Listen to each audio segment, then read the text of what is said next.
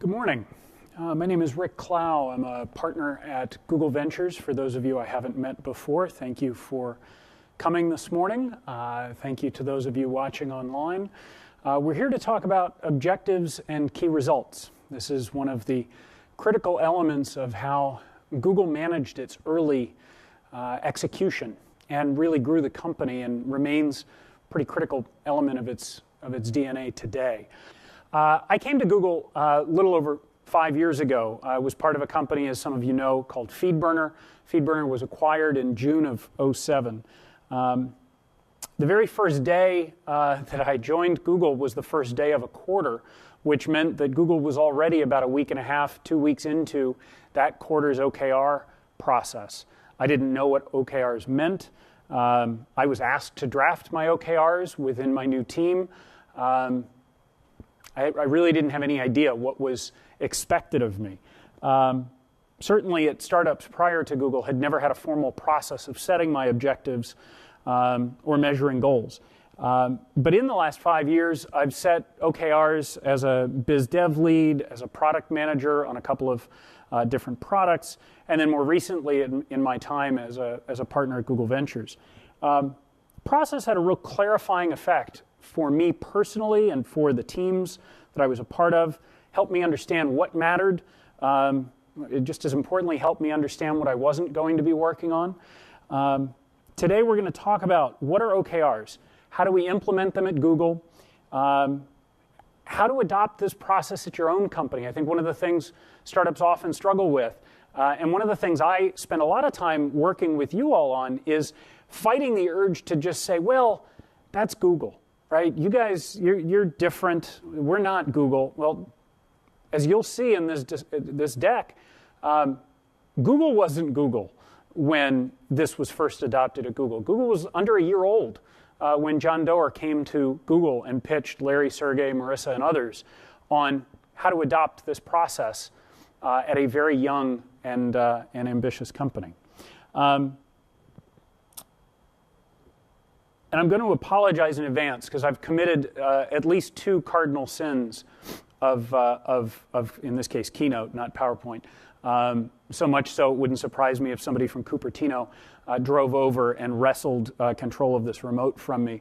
Not only have I used slides that are almost entirely text, which is bad enough on its own, but in addition, I've also embedded an all-text presentation inside of an all-text presentation, which is a new low for me as a presenter. But I think, as you'll see, there's a reason for having done that. Quick show of hands. How many of you read the book In the Plex by Stephen Levy? It's a book about Google's origins and growth up until about 2 years ago. Okay, maybe 20% or so. This really is a great book. Stephen was given really incredibly direct access to not only our founders and many early employees, but a number of people across Google that gave Stephen a very broad sense of who we are, how we worked. And he talked about how in 1999, John Doerr, who is a partner, as some of you may know, at Kleiner Perkins, remains a board member for Google to this day. And he came to Google to talk about a process that he'd witnessed at Intel called OKRs, Objectives and Key Results.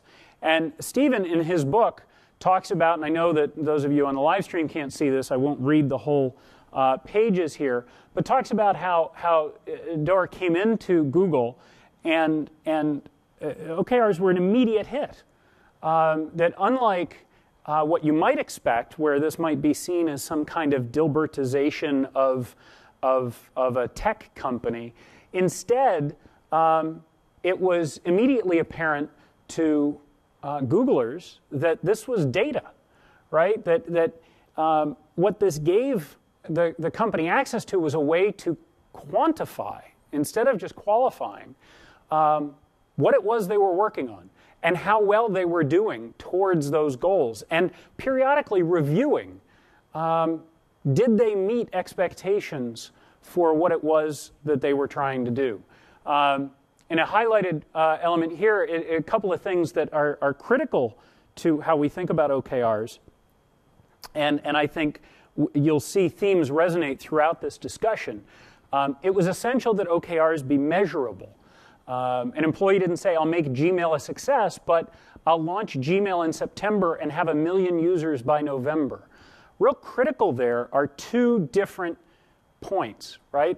In the key result, launch by September and 1 million users by November. Those are both measurable, right? The key here is that not only is the objective clear, but the means by which you would grade whether or not you had met those that objective is really what's key here. And Marissa goes on to say it's not a key result unless it has a number. The OKR embodied ambition. It sanctions the ability to take risks, says Doerr. And then it goes on to talk a little bit more about what else makes OKRs key. And it's important to note that everyone's OKRs, from Larry and Sergey on down, are public within the company. Everyone. It's part of your directory listing. When what's called MoMA, Stephen references it by name here in the book. If you go into MoMA, you look up an employee, right next to their cell phone, their email address, their title, is a link to their OKRs. That means that not only can you see what they're working on this quarter, but you can see what they were working on last quarter, quarter before. You can see their grades. And we'll talk more about the process of how to grade them and why different approaches may be beneficial in your companies. So I got a hold of John Doerr's actual deck. This is the embedded all-text presentation I was talking about a few minutes ago. But I actually got the original deck from 1999, and I think it helps. I'm not including the entire deck. I tried to take what I felt were the most critical elements that illustrated both how we think about them at Google and how I think you should put them into context for understanding how they might apply in your company. So, objective of this deck. Imagine that I'm John Doerr for a moment, presenting this to Larry, Sergey, Marissa. He started his deck with his OKR for that meeting. And the objective was, I'm going to develop a workable model for planning as measured by, and then established 3 key results. Note how each of these 3 are inherently measurable. 1, finishing the presentation on time.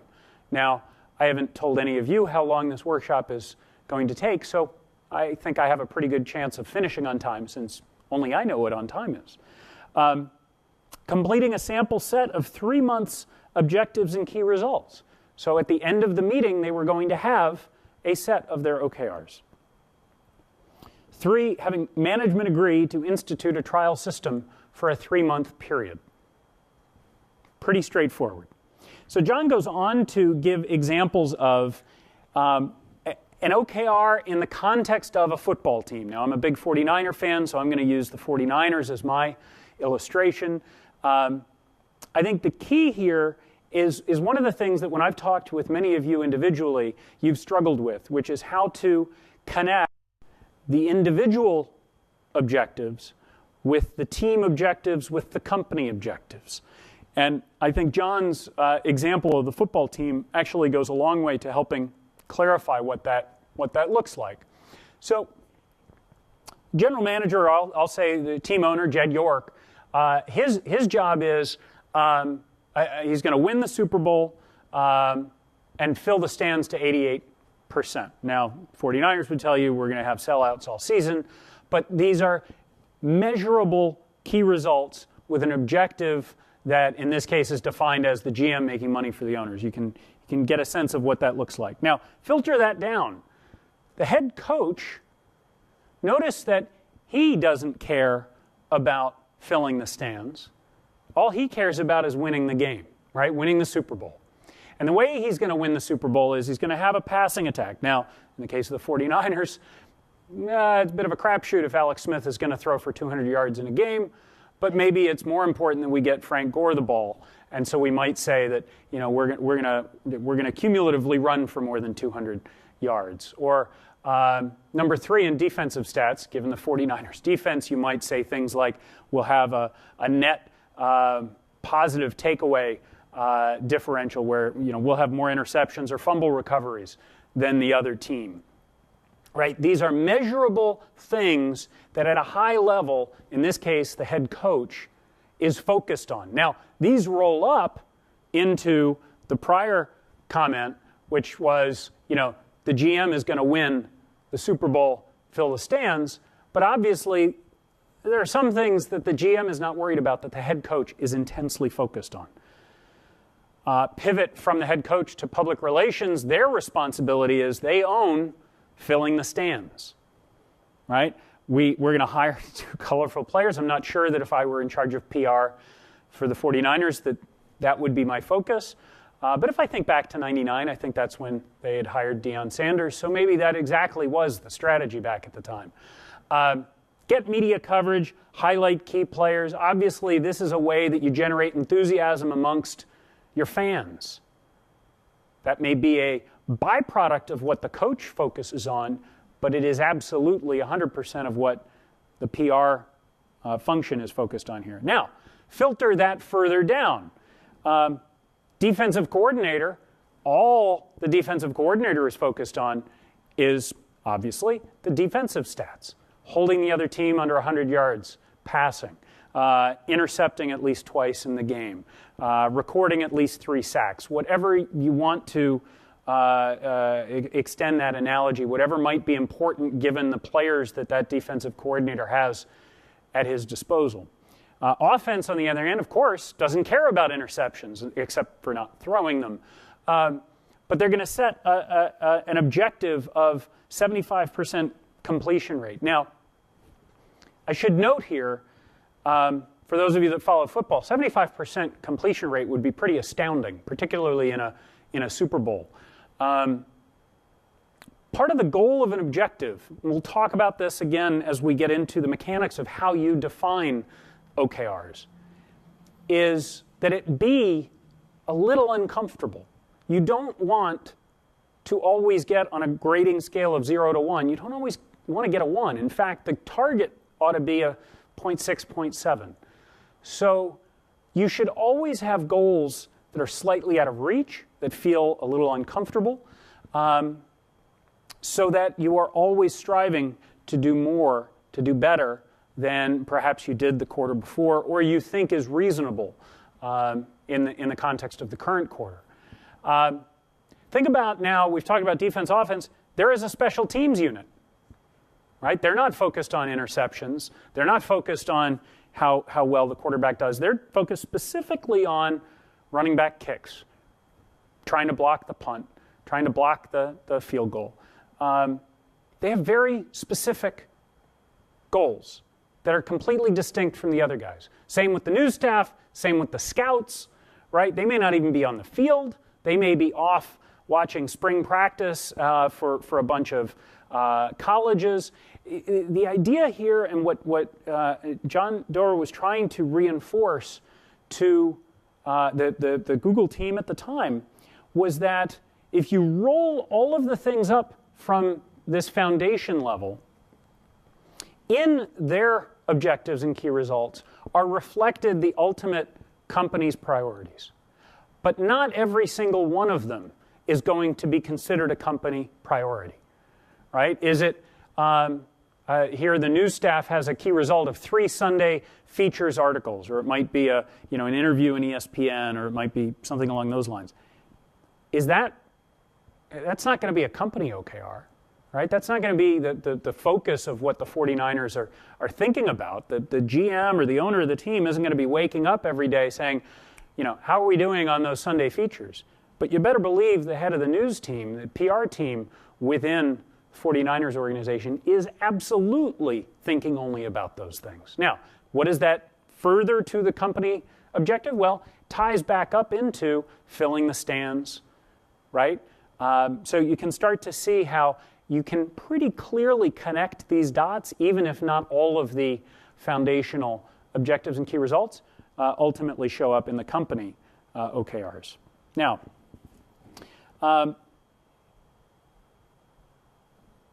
want to talk about why you use objectives and key results. Now, this was John trying to convince Google. Google now has lived this approach for 13 years.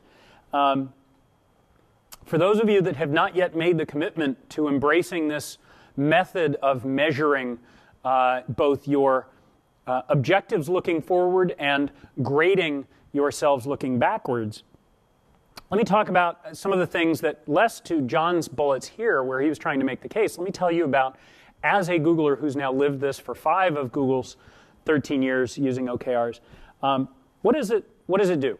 It is absolutely amazing for imposing discipline on the organization. It helps me individually understand what I'm working on and why. It also helps me make conscious decisions about what I'm not working on, which is often just as important. Make sure that by making these OKRs public, everyone on my team, anybody in the company that cares, can see exactly what I'm working on, can see what my priorities are.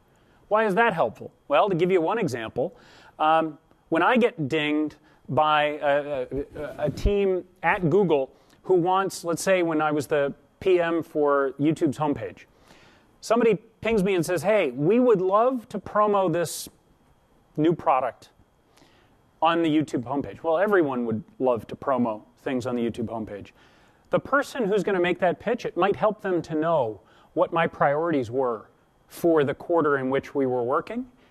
And they can immediately know, even before they talk to me, what my answer is likely to be. If the thing that they're promoting is somehow connected to the things that I care about for that quarter, they've got a very easy case to make. They're helping me deliver on my objectives. If, on the other hand, it's a distraction, they at least know going into the conversation they're unlikely to get much traction in that quarter. Now, it might help to plant the seed with me, let's say, in late October, so that as I start thinking about Q1's OKRs coming up, that I have them on my radar. By writing objectives and key results, specifically the key results that are inherently measurable, you're establishing how you're going to measure what it is you're working on. And in the process of drafting those OKRs, and we'll talk about how particularly individuals set their OKRs, you come up with really consensus from the individual to the manager, manager to the team, to the company, depending on how big you are. That might be individual to CEO. Where everyone understands at a pretty basic level what is it we're trying to do, and more importantly, how to measure whether we're there or not, and how close we are. And then finally, focusing effort, I think we'll talk more about that in a little bit. Thing I really like about how this process ends up getting embraced is that there's a really virtuous cycle that happens. Company objectives are generally set by the CEO, your board, the leadership team, who should have a pretty strong sense in any given quarter of what the things are that matter most to the company. Right? Take my feed burner example back in the day. Dick Costello was our CEO. He had a somewhat comical way of establishing it, but the mission was get all the feeds. Right? If we get all the feeds, syndicating all these RSS feeds through FeedBurner's platform, where we could both measure all the traffic that was happening and give publishers a way to monetize that traffic. It was a very clear statement of what it was we were trying to do. That meant that when I would go off to New York and come back and say, well, such and such company wants us to do X, the question that always followed was, does that get us closer to getting all the feeds? And if it was a distraction, might be an interesting revenue opportunity, but it was not delivering on the main core focus of what it was we were trying to achieve, then the answer was no. So these corporate objectives are set and generally communicated down throughout the organization. Individual objectives, by contrast, are often what the individual wants to work on and what the manager wants that person working on. Instead of this being an all top-down discussion, it often ends up being a bit of a cycle. We know generally what the company wants to be accomplishing. As an individual, I want to work on important things. So I'm going to find the things that are within my sphere that I can do that are most beneficial to the company. And I'll come up with a list and then communicate that to my manager or the CEO or whomever it is I report to. And we can have a bit of a give and take. Now, what's interesting in this process is that occasionally things that individuals want to be working on might end up opening up new discussions for what the company should be doing. Good example of that at Google, engineer named Paul Buchheit was really annoyed with the state of mail clients in Linux. So he thought maybe I could make mail searchable as sort of the core interface. And he started what became Gmail. Well, over time, Gmail became its own practice group at Google, effectively, and became one of the core strategic goals at Google, which then had a way of creating its own objectives and key results for the people who were working on Gmail. So let's talk about the communication. One-on-one meetings, where as an individual contributor, I talk to my manager, my boss, the CEO, whomever it is, about what it is I want to be working on and what I think is the best use of my time. The one-on-ones at the end of the quarter and the very beginning of the quarter, best to, John talks here about negotiating what those key results might be. That's, I think, actually a pretty good term for it, because you are ultimately offering what it is I want to work on, and what I'm hearing back is what we want you to be working on, and somewhere in the middle we find the best combination of the two. At a company-wide meeting, the company OKRs are communicated, and the team owners identify what it is they're going to be working on. There is also a grading process that happens here that we'll talk about in a little bit. So a typical cycle, I'm not going to dwell on this timeline only because I drafted one specifically for the time frame we're in, about the end of October, that I think will help clarify what the general rhythm of when you should be thinking about which steps in the process. So we'll come back to that. Some basic hygiene. You don't want to have 12 objectives. It's too much for any one person to be working on. Really, if you think about a quarter being effectively 12 weeks, if you had in total only a week to give to any given objective, it's unlikely that you could move the needle much on any of them. So you really want to limit the number of objectives you have, and you want to make sure that you're very clear about what the key results from that objective are. Don't, in the interest of limiting your objectives, don't stuff every objective with 12 key results. You want to be very clear. Fine to be ambitious, but I'll tell you personally, there was one quarter when I had 7 objectives. I have never been more exhausted and just mentally drained from the amount of intellectual juggling it took to keep all of those different objectives sort of clear in my head and keeping track on where I was with each and who I was relying on and what I needed to coordinate. It was just, it was too much, and it, in the end, it ultimately took its toll. I mean, it was clear at the end of that quarter that I had been stretched a little too thin. John here has a number. I don't know that the number here matters as much as the overall intent, which is 60% of the objectives ought to come from the bottom up. I think I would phrase this a little differently. I'd say more than half of the company's objectives need to be coming from the individuals up. through the organization. If there is too much top-down dictation, it's going to be hard to inspire a lot of those people to be working on things because they're going to be told what to do instead of telling you what they think is the best use of their time and talent. There's a comment here about everybody must mutually agree, no dictating. I think that's really just another way of saying what I said a minute ago. Interesting that they say one page best. We do all of this electronically now, so there's no issue of page length. Here's a really important point. This surprised a few of you when I talked ahead of giving this workshop. OKRs are not a performance evaluation tool.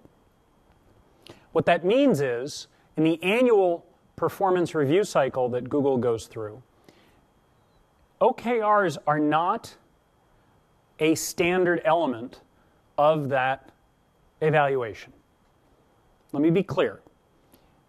When I was reviewed each of the last 5 years, when I would sit down and write up my summary of what I did in the year prior, what I think that means for the company, whether I wanted to go up for promotion or not, at no point in time were my quarterly OKR bullets factored into that evaluation.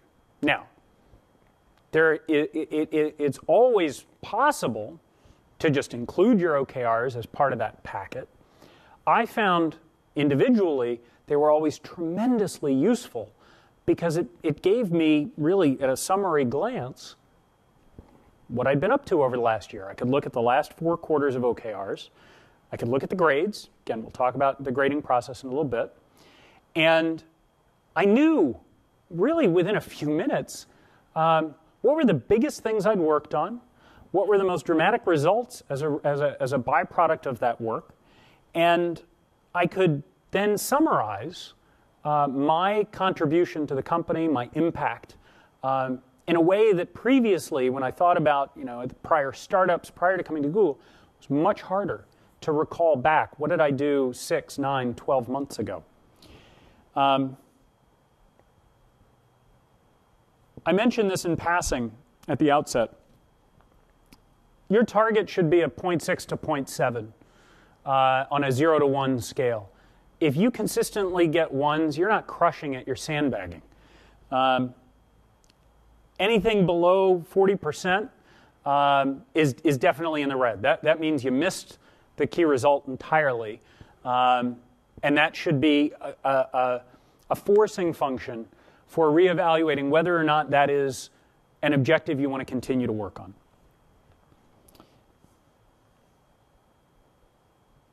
Okay, last slide of the embedded slide. Promise we'll move on after this. John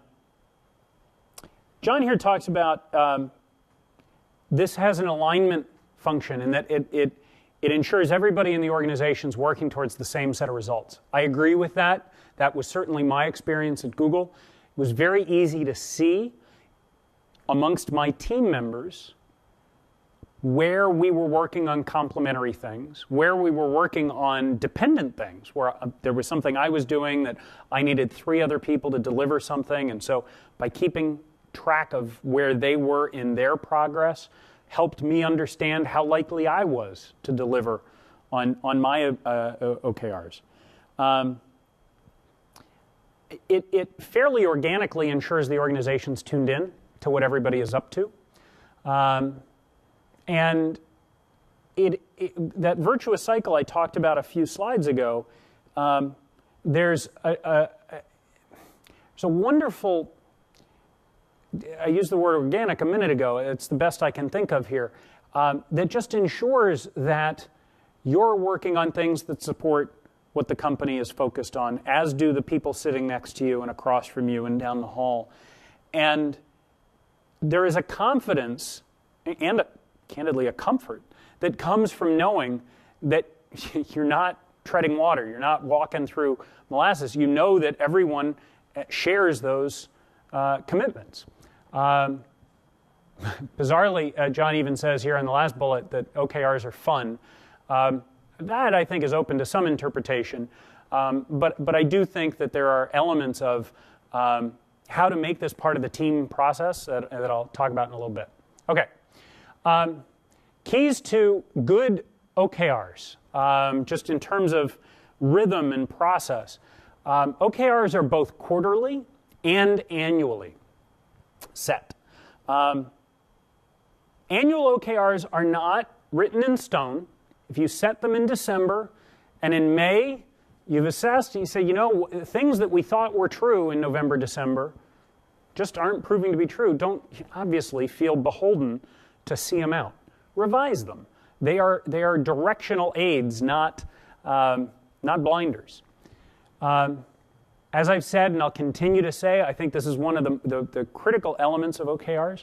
They are measurable. The fact that I know whether or not we shipped in September like I said we would, well, that's measurable. If we shipped in September, great. Give it a 1 if in fact that was the entirety of the key result. Talk a little bit more, but important to note here that there are OKRs for each individual. There are OKRs at the team level that summarize what the collection of people are working on. And then there are OKRs up at the company level, which tend to reflect the most important 3, 4, no more than 5 things that the company cares about. And of course, OKRs are publicly available to the entire company. These cannot be siloed. It is critical for everyone in the organization to know what everyone else is working on. That's true from the CEO on down. Grading is also fundamental to this exercise. Okay, before diving into I pulled some of my personal OKRs from my days when I was PM on Blogger.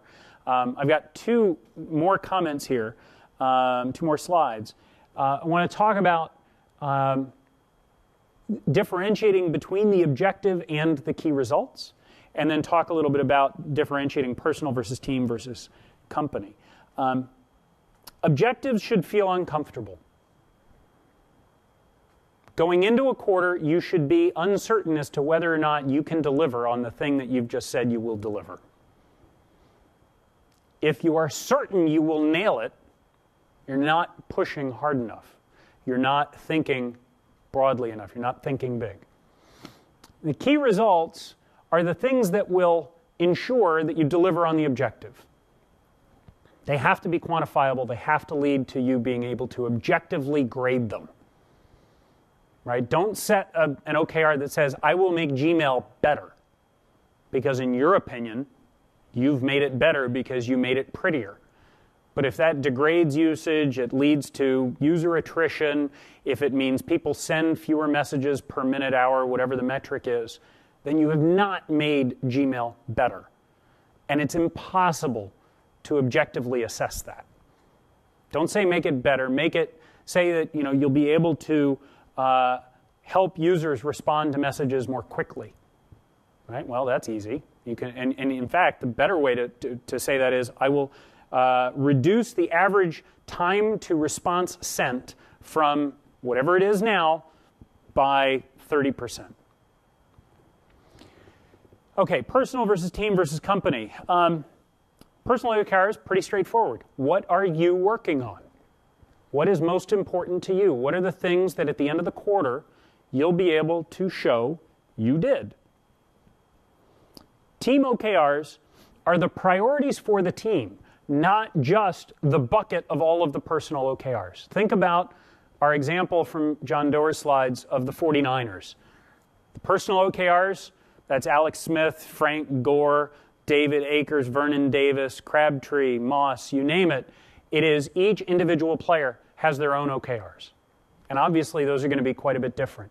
The team OKRs, offensive coordinator, defensive coordinator, PR head, ticket sales, the new stadium person who's coordinating, the season tickets, those are the team OKRs.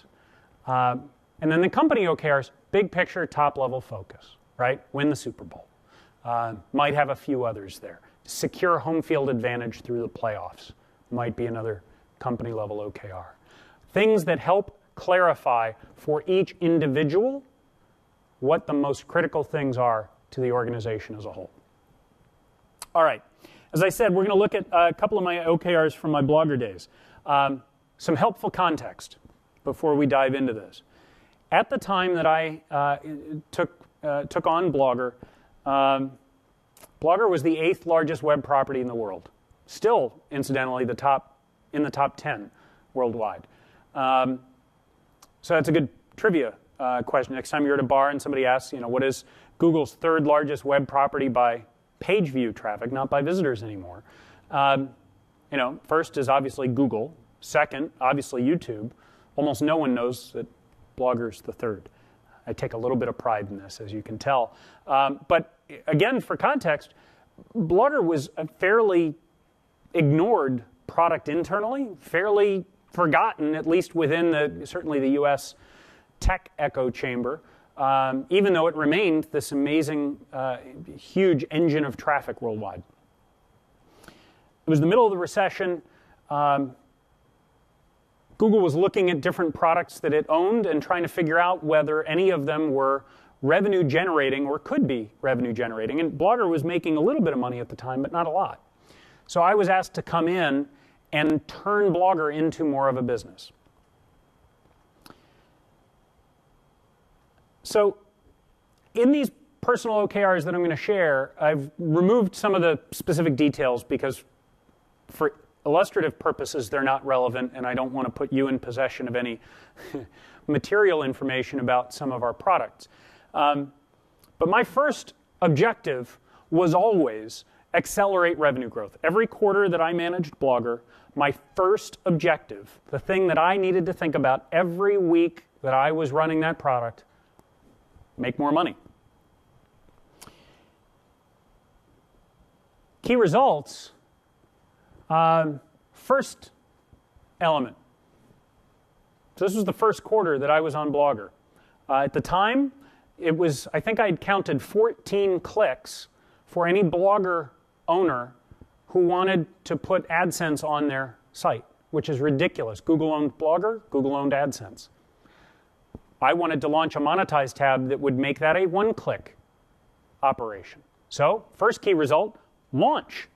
Launch a tab.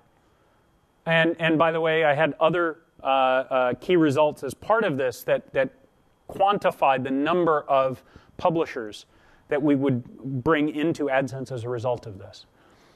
Another very specifically written key result, implement AdSense host channel placement targeting. That's a bunch of words I'll explain in a moment, to increase RPMs by XX%.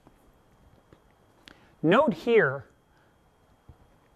this key result is written in a way that the core goal is increasing RPMs by a set percentage. If I had implemented and launched this host channel placement targeting, which was just a way of bundling a bunch of similarly themed blogs into a targetable channel for advertisers, if I had launched that and had no impact on increasing revenue on those blogs, then I'd get a 0 or maybe a 0.2 on this key result. The key for nailing this key result is ensuring that it had measurable uplift impact on revenues. And then finally, this was something that really was discipline from Joe Kraus, who hired me to run Blogger. He's who brought me over to Google Ventures. Launched 3 revenue-specific experiments to learn what drives revenue growth. In late 08, early 09, there was a lot, we didn't know what we didn't know about making money on Blogger. So Joe's thing was, don't assume you have the answers. Do lots of experiments. Get into a normal rhythm of launching something to test whether it has an impact. And if it does, great, do more of that. If it doesn't, well, file that away. Know that it doesn't have an impact and don't do more like that. And then finally, this was a couple of quarters after I'd been on Blogger, finalized the PRD, Product Requirements Doc, for the Blogger ad network, secure eng allocation to build it out the following quarter. So this is, again, a measurable OKR, or key result rather, in that it showed preparation work that I'd be doing, in this case in Q4, so that something would get launched in Q1. Now, if I wrote the PRD entirely under my own control, whether I did or I didn't, but failed to ensure that the engineers would be on the hook for building it out in Q1, at best I might get a 0.5 on this OKR. I would argue that far more important to get the eng allocation than it is to just write the PRD. So again, in grading this, that'll come into play when we look at grading these, and I will be grading them in just a sec. Next objective is to grow Blogger traffic by a certain percentage over our organic growth. Now, Blogger was this wonderful gift in that it had hundreds of millions of visitors every month and would continue to have hundreds of millions of visitors a month, whether I got out of bed or not. And they would continue to read blog posts, and they would continue to visit through search, and they would it just was this engine. At that point, it was turning 10 years old that year. It was inevitable that it would continue to get traffic, and that as the internet continued to grow and more people came online, almost certain that traffic would go up over what it had been the year before. So my objective here was to not sandbag and say, hey, grow traffic, but to ensure that I was the one moving the lever up. So the key here is growing traffic over and above what it would do normally. So key results to define this: launch 3 features that will have a measurable impact on Blogger traffic. Improve our 404 handling, very tactical. But if you think about a site that gets hundreds of millions of visitors, not all of them land on pages that still exist. People delete posts, blogs go away. If we had wanted to create a worse 404 experience for users, I don't think it would have been possible. At the time, blogs had their own style, had their own themes. We were serving an error page that was not using the default style. So if you were familiar with a blog but landed on a 404, it looked like a system error page, not an error page served up by that blog. We weren't giving you access to archives on that blog. We weren't giving you a search box. We weren't even telling you that this belonged to a blog. There wasn't even a link to the blog on which the 404 was being served. So we had looked at our logs and we realized, good Lord, we're dumb as a box of rocks. That's a key area where we could dramatically improve the user experience and probably increase our traffic while we're at it. Improving Blogger's reputation was another objective I had. Again, Blogger was about to turn 10 years old that year, largely forgotten in the US, even though it continued to have a lot of use. And we had not been proactive in communicating with press, with users, with partners, and I saw part of my job as reestablishing Blogger as a member of the community, that we were committed to being engaged. So that meant going out and speaking at events, getting Blogger back out in front of people who pay attention to these things. Again, measurable key result, I said I'd speak at 3 industry events. Coordinate Blogger's 10th birthday PR efforts. Figured out that Blogger would turn 10 in August of that year, so it was important to say, all right, what are we going to do to draw attention to the fact that Blogger has reached this milestone, and how can we use that to further our other objectives, increasing traffic, increasing revenue. So some of the partnerships that I launched in conjunction with this 10th birthday were done specifically to drive revenue. Others were done specifically to drive traffic. We partnered with a company that had built an iPhone app so that our mobile usage would grow. Each of these ultimately served a couple of different objectives. I pulled a list of the top N users as measured by traffic and personally sent each of them an email. Many of them had been on the platform for years and had never heard from anybody on our team.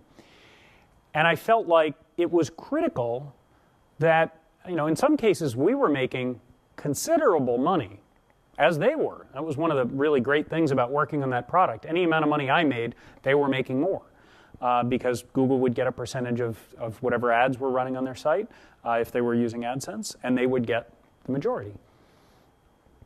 But I gave them my email address, my cell phone number, my Twitter account, so that they knew how to get in touch if they needed help. And they no longer felt like they were using this nameless, faceless product anymore. Very tactical issue for those that understand U.S. law, the DMCA. As a host of content, we are legally obligated to take content down if it is alleged to be infringing the rights of another.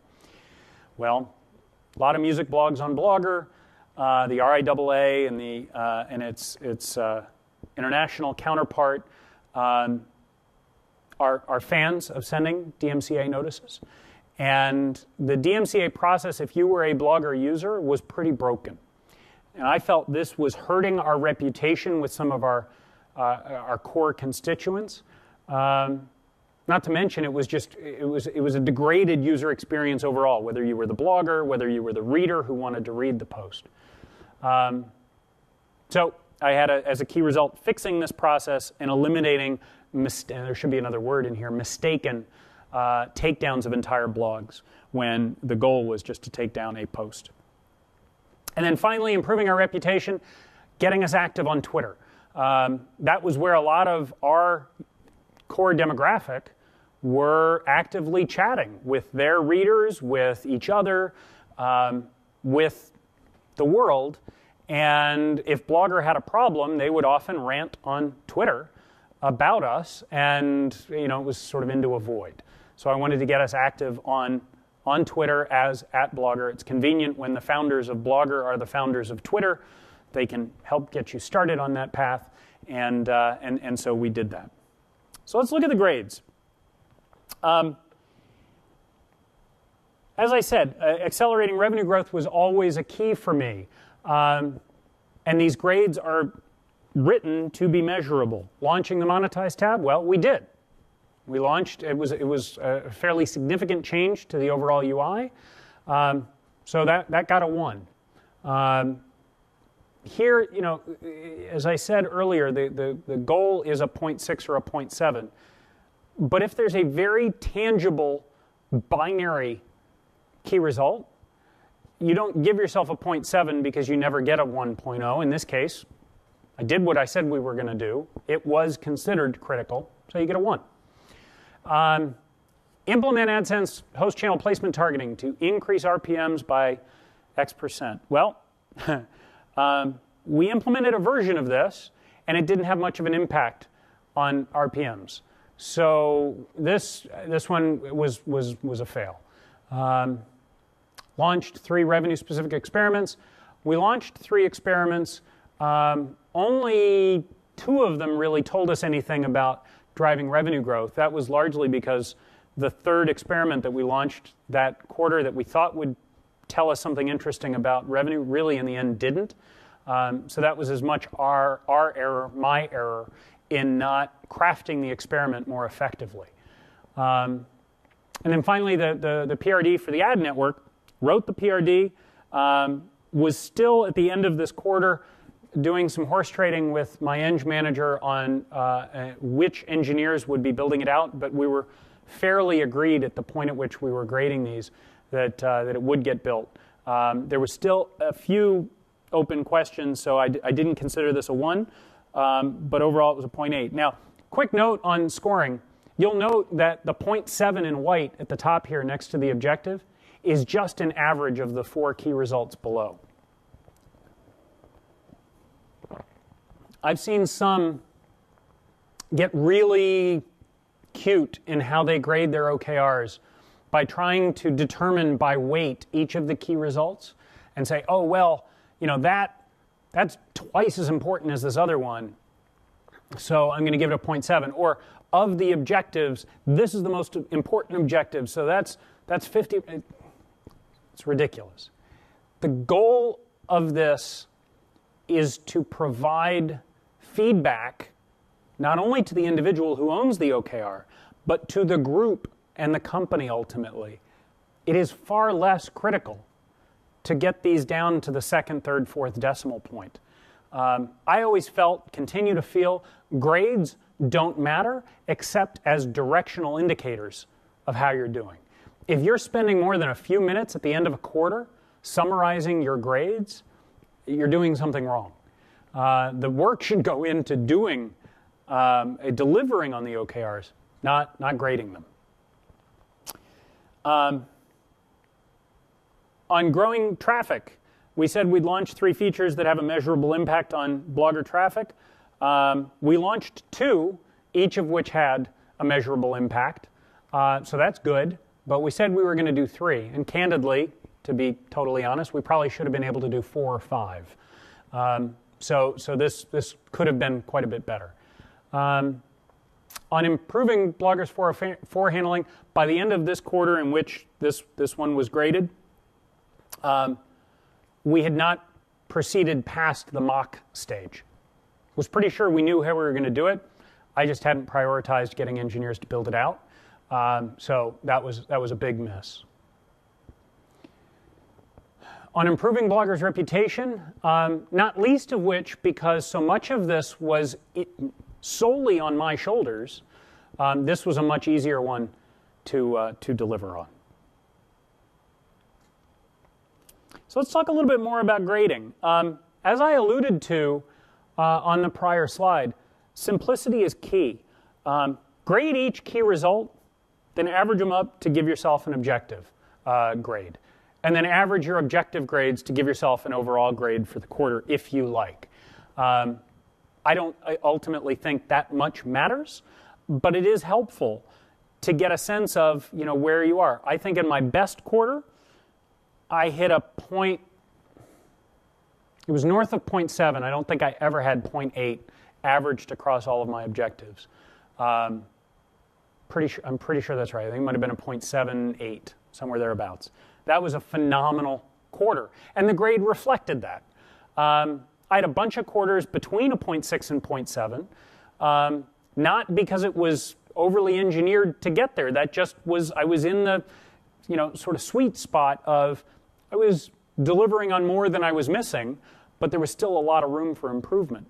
And there were probably 2 or 3 quarters where I was below a 0.6, where I was absolutely not delivering to a standard I felt was good. High scores are possible, right? 0.8 to 1.0. Again, if it's binary and you did it, you get a 1. High scores are possible. They're unlikely. I was going to say they're as unlikely as Mike Arrington rejoining TechCrunch, but then he did last night. So sort of maybe a bad example, I guess. When it happens, it's exceptional. Be proud of the accomplishment. Be absolutely eager to share with your colleagues, your manager, your team, what have you. But I think the converse is probably more important to focus on, which is the low scores, right? 0.4 below.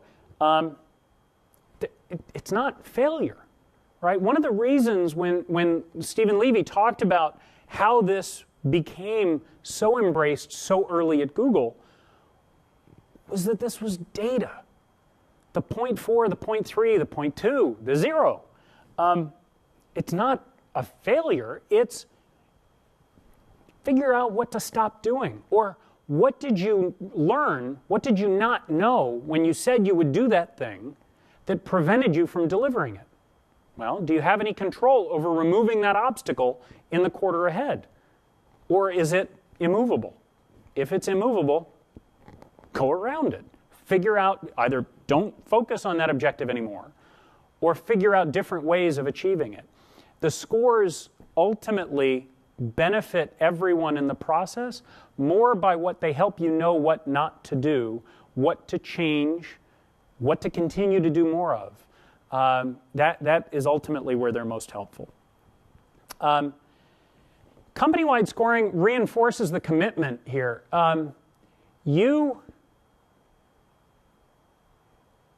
Your commitment individually, your commitment as a CEO to repeatedly grade at the company level, at the individual level, helps everyone understand that this really does matter. And as you get into that rhythm, it's just a byproduct of doing your job. It doesn't take a ton of time, but over the quarters and years, they become extremely useful. So, the company-wide process. You're not, unless the company is only 4 or 5 people, you're not going to be grading everyone's OKRs in front of the entire company. That's impractical. But it is practical that at least once every quarter, sometime after the beginning of the next quarter, that the company is going to get together and they're going to discuss how they did. And the owners of those individual OKRs, of the team OKRs. So in a larger company, that's the SVP. In a small growing company, it might be you've got the head of product, the head of engineering, and head of marketing maybe, or sales, are each going to get up and say, okay, this was the product OKR for last quarter. Here's how we did. We got a 0.6. Here's why we got a 0.6. It's important to explain to everyone in the company why you got the grade you did and what you're going to do differently in the quarter ahead. This calibration ends up being extremely useful for keeping everybody honest, ensuring the company is as transparent as it can be, but then also saying, okay, what did we learn? For me, that was always the most important part. And then at this company meeting, the last part is setting the upcoming quarter's OKRs. Now, often there's continuity from the prior quarter to the next quarter. Sometimes it's, we put that project to bed. We either finished it, shipped it, and it's done, or we learned that that's not what we want to be focused on moving forward. Now we're shifting our attention to this other thing.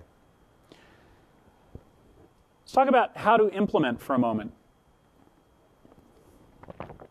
At Google, we eventually built our own system. It's not a complex system. It's a bunch of text fields with text boxes next to the text fields where you can enter in your grades.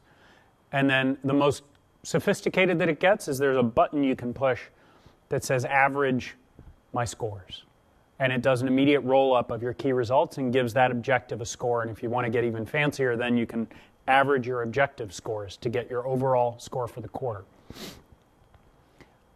That's not something we make available to the public, so that's obviously not a tool you have at your disposal. But it occurs to me that I think some relatively low-tech options are just as valuable. Google Sites.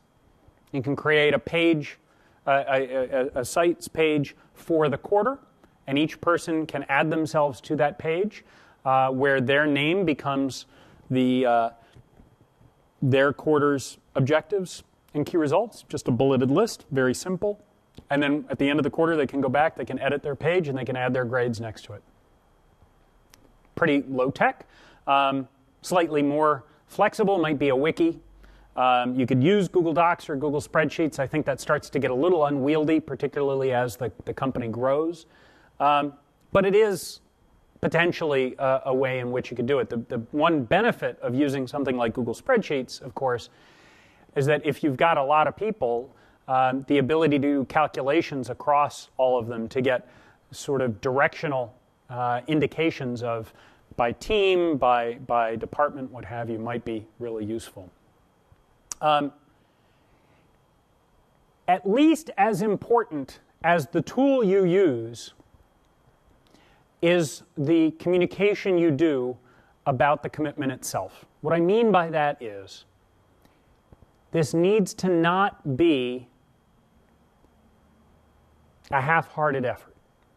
It needs to be clear to everyone in the company that for at least a 3-month trial period, ideally longer, that everyone in the company is behind this idea.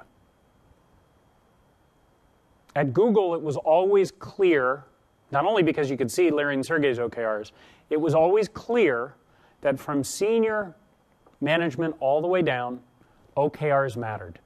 When I was in the product team, to tell you how much of an impact this next email had, I can tell you that when I was putting these slides together over the last week or so, I knew when I got to this point in the presentation, I was going to have a screenshot of this email because over 2 years later, I still remembered the email. And the email is one from Jonathan Rosenberg, who used to be the head of product at Google, still very close to Google and advises a bunch of folks in the company on a number of different things.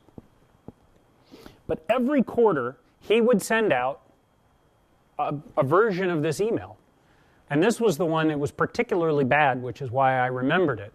But the email that he would send out every quarter within the first few weeks was a public shaming of whoever on his team had not updated their OKRs for the quarter. And this particular quarter, he didn't send it out until the beginning of November. So it was already about 5 weeks into the quarter. And I'll just read to you a little bit. Our performance on OKRs this quarter was poor. As of today, 9 PMs have still not posted their Q4 OKRs out of several hundred. That's a full month into the new quarter. The offenders are listed below. And then right below, you can see right here, he has publicly shamed my colleagues. 2 friends of mine are on this list as not having taken the time to tell the company what it was they were working on. He goes on to say, I don't understand why it's so hard for so many of you to take just a few minutes and list your priorities for the quarter. So, last paragraph. For now, I recommend we all torture the offenders below by asking them in the halls why the heck they're late on their OKRs. For those of you who find the previous statement offensive, I'll be happy for you to chastise me as long as your OKRs are posted and current. So the key here is when you're on a team and you receive an email like this from the person ultimately responsible for your, in this case, the product team, but this could easily have come from the CEO, this could have easily come from, if you're an engineer, the head of engineering. I know this matters. Right? And as an individual, I never wanted to be on that list.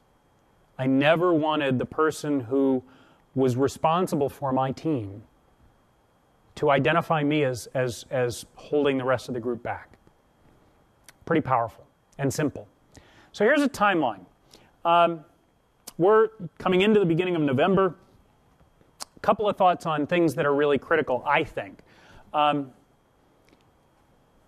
the next month, I think there are 2 things that matter most for a company thinking about embracing OKRs for a 3-month trial.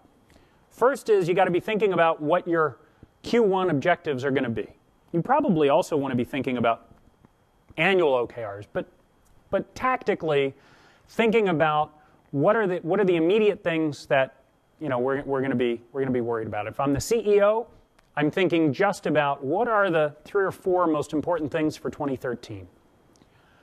The other thing that's really critical to be working on right now is deciding how you are going to capture what the OKRs are and how they're going to be shareable inside the company. This process will fail unless everyone in the company has a way to see what everybody else is working on. So I think it's critical over the next 4 or 5 weeks that you figure out whether you're going to use a wiki, whether you're going to use Google Sites, whether some engineer is going to build a really simple Rails app that's just going to have a bunch of text fields and connect to their username and whatever, right? Keep it simple. Don't over-engineer it initially. It's always easy to migrate to something more powerful down the road. I think the key here is just know what it's going to be, so that if there's any kinks to work out, you get them worked out well ahead of the end of the year. Now into December, I think the company-wide objectives have got to be communicated for Q1 and for the year. That way, everyone else in the company, you also, by the way, have to communicate what the hell OKRs are, so that there's a general understanding within the company. And by the way, this video is being recorded, is available for anyone in your company to watch. So if anybody has questions about what it is, you could just as easily share this video with them. Communicate annual and quarterly Q1 objectives for the company. Now it's up to the individuals in the company at the end of December, by the very beginning of January, to have their personal OKRs drafted. And that should be at least one draft with a meeting with the manager and at least an iteration to get to consensus. This is that negotiation that John Doerr was talking about. Company-wide meeting, probably no later than about the second week of January, where the company-wide objectives are presented, and if appropriate, depending on the size of your team, the team objectives within that company are presented. Now, throughout the rest of Q1, important that there's individual meetings happening between individual contributors and their manager at least once in a quarter. It doesn't need to be overdone, doesn't need to be weekly check-ins, but at least once or twice, so that there's a general point in the process where everyone in the company has gone through that exercise of saying, you know, this is what I said at the beginning of the quarter I would be doing. By February 15th, am I in the ballpark? If I am, fantastic, keep doing what I'm doing. If I'm not, I need to now recalibrate. Do I need to stop doing certain things so that I can deliver on the objectives I set? Or where am I going to miss, and what can I stop focusing on entirely so that I can at least deliver on a few that are really important?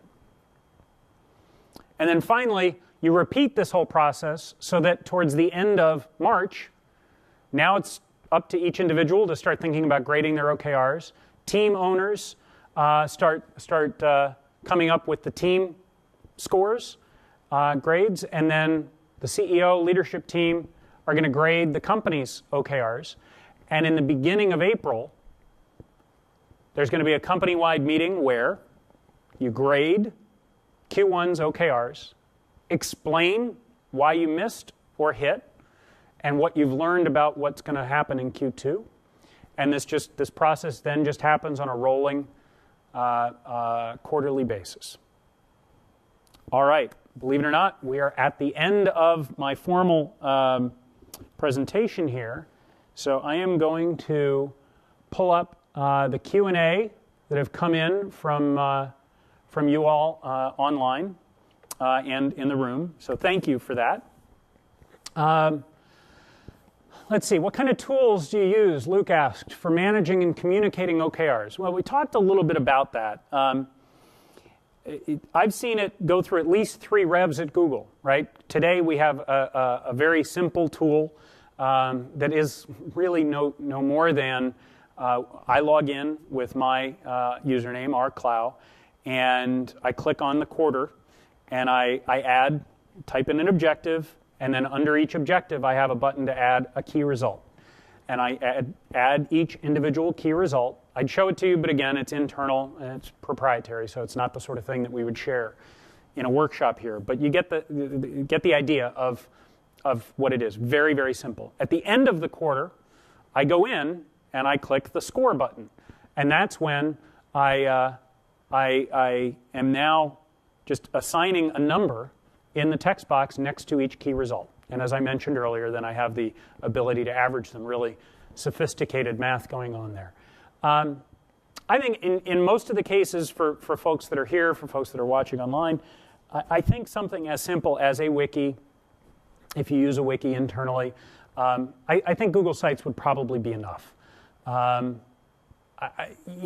think this is the sort of thing you could over-engineer pretty quickly.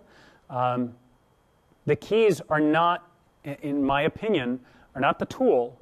It's the commitment to being measurable, the transparency that everything is available internally to everyone in the company, and the grading process itself. I think beyond that, I think that the tool matters less. What's the cadence for planning For the planning portion of an OKR period, for example, is it all 1 week or spread over multiple? How many meetings do you have? With whom in attendance? For reference, at Puppet Labs has one exec retrospective meeting, then an exec planning meeting, then team meetings, and exec review meeting, all in 1 week. I think each company will likely be a little bit different. In my own assessment, if I were implementing this at my own company tomorrow, I want this to be a relatively lightweight process. I don't think it necessarily needs to be in a meeting. I think this can be the sort of collaborative drafting that can happen where everyone can take a look at a doc, make some suggested changes, then have a meeting to wrestle over or negotiate over key points so that there can be some consensus. I think if you run the risk of over-meeting the process, which I think could be problematic, because then that's reinforcing the wrong thing. The point here is to be doing the work, not meeting about doing the work. So what would I say there? I think in terms of grading, I think it's important that people have that mid-quarter check-in so they have a sense of where they're at. I think there's probably some, I think, diligence, maybe an hour towards the end of the quarter, and then a final meeting at the very beginning of the following quarter to come up with a grade. In terms of planning for the quarter ahead, I think often that's a natural byproduct of the grading process, where I think about what did I get done last quarter? Are there things that are rolling from the last quarter into the next? In which case that's sort of a copy and paste operation. Are there things that I wanted to be working on that I deliberately chose not to do in prior quarters for prioritization purposes and add them in?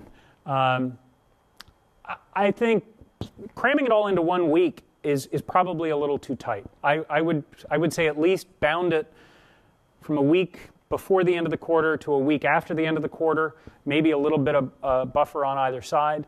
I think that'll ultimately give you enough room in which to give people the feeling that it's aiding in the planning process, not removing time from their schedule. So Jeff asked, how do you ensure OKRs roll up or decompose down the org structure? Trickle down might be better. Decompose suggests that they go away, but I think I know what Jeff meant there. So how do we do this? I talked in the deck about the sort of virtuous cycle, and I really do.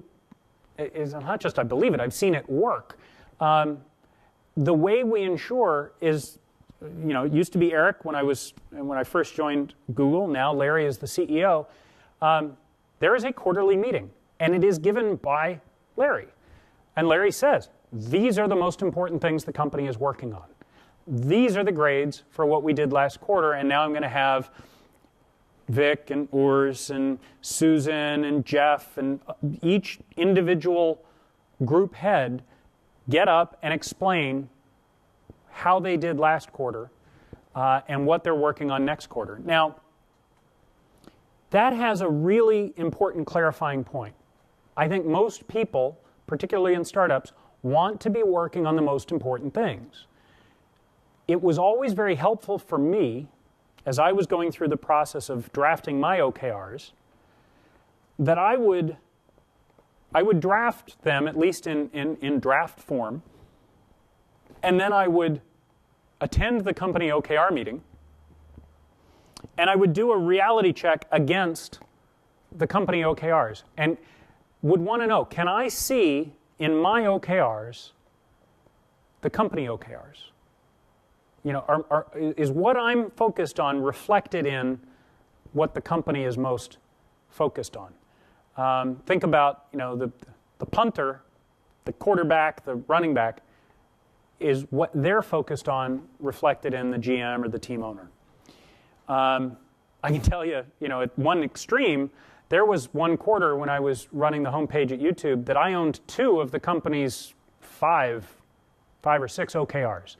That was terrifying because I didn't just My OKRs weren't just reflected in the company OKRs, they were the company OKRs. That's exciting, but it's also, for a company of, at the time, about 30,000 employees, a little scary when you're running the team that is responsible for a significant proportion of what the company deems to be most important at the time. The reason that was a helpful process was if I couldn't see the company OKRs in my individual OKRs, then I would, that's when you take the red pen to your personal OKRs and revise. Jeff asked, cadence for checking progress against OKRs. Different teams will do it differently. It might be more natural to do it every few weeks. Particularly in larger teams, I think it's probably realistic that each individual is going to have to own the discipline of managing themselves, and maybe having only 1 or 2 check-ins in a quarter with their manager, specifically against OKRs. So I was asked, was I using OKRs at Blogger before I joined Google? To clarify, I joined Google in 2007. Google acquired Blogger in 2003. And I was not, obviously, part of the Blogger team until late 2008. By that point, Blogger was 5-6 years under Google's ownership and had really embraced OKRs. So sorry if I didn't make that clear. Last question, unless there's any others here in the room. I see several nodding heads that they've been jotting them down on the doc, so that's great. At what point in a company's evolution should the management team institute OKRs? Is it 5 people, 10 people, 15 more?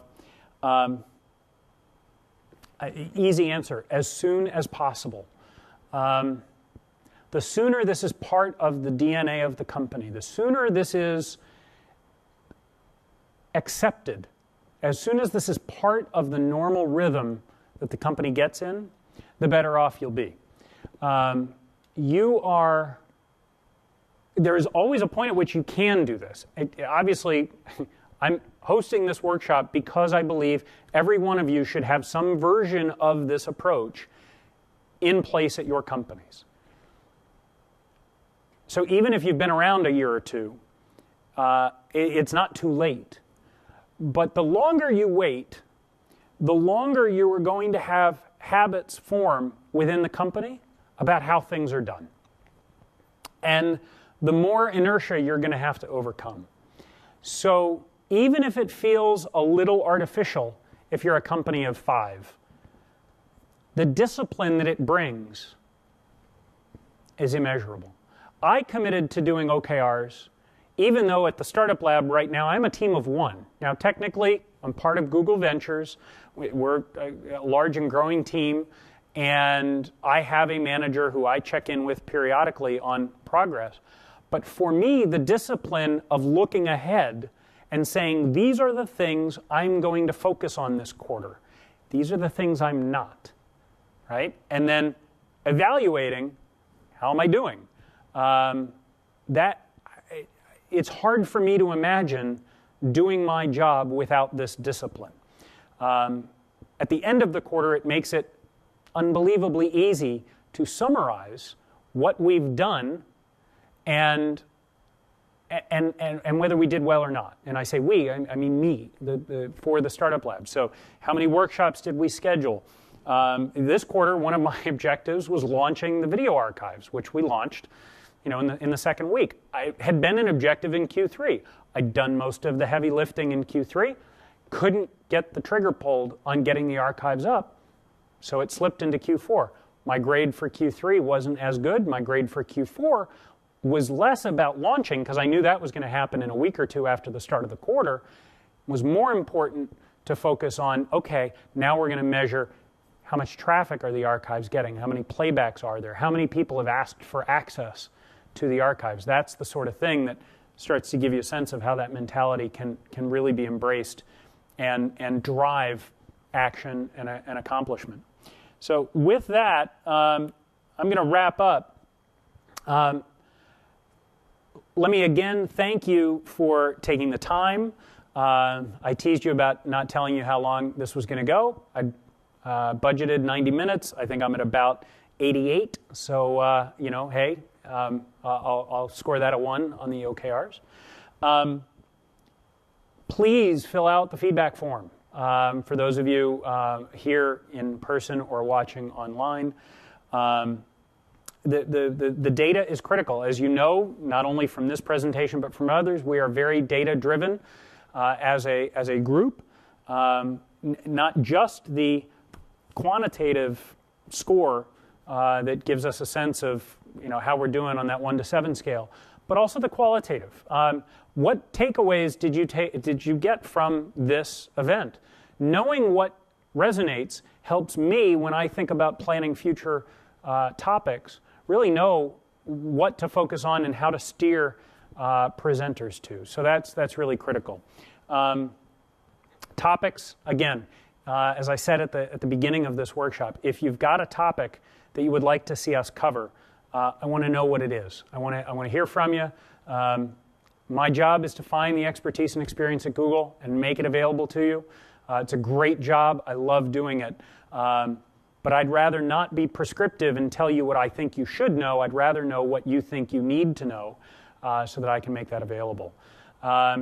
Stay tuned on the announcement list. We've got a lot of stuff coming up for the balance of Q4 and starting to do a lot of planning for Q1 and really excited about some changes in approach and format. So looking forward to seeing you again online, in person.